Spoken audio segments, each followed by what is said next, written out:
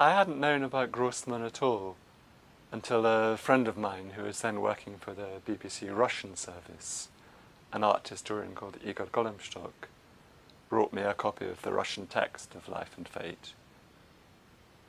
That had just been published for the first time in Switzerland. And he was really keen that I should translate it. And I just laughed and said, oh, I don't read books that length, let alone translate them.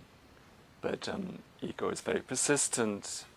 He sent me transcripts of some programs that he'd done for the Russian service. And these were quite short.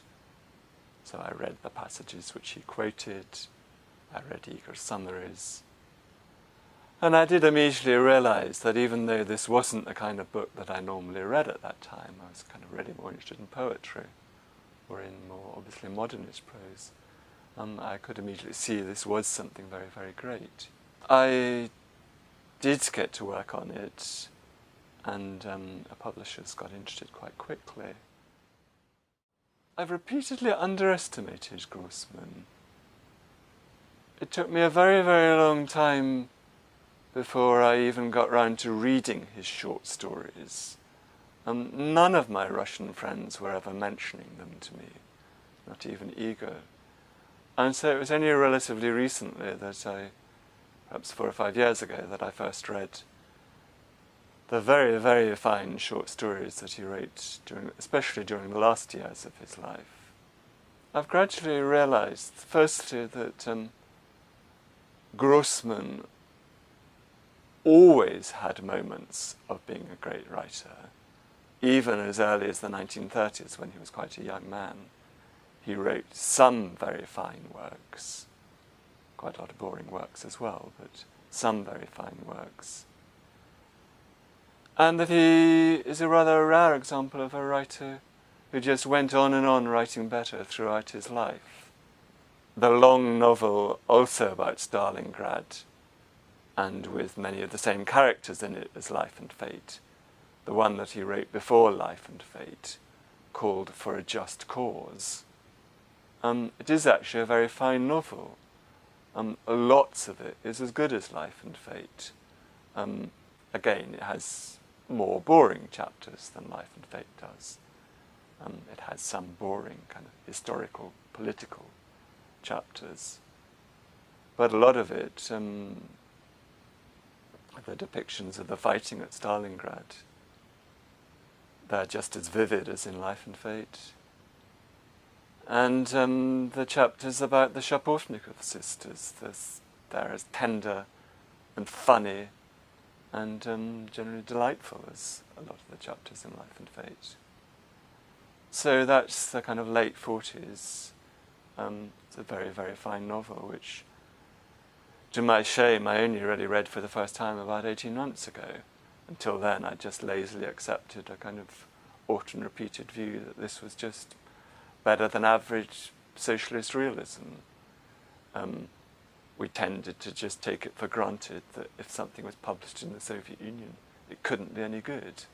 But that's wrong. So that does deserve to be translated, and I will translate it. Life and Fate is a finer novel still.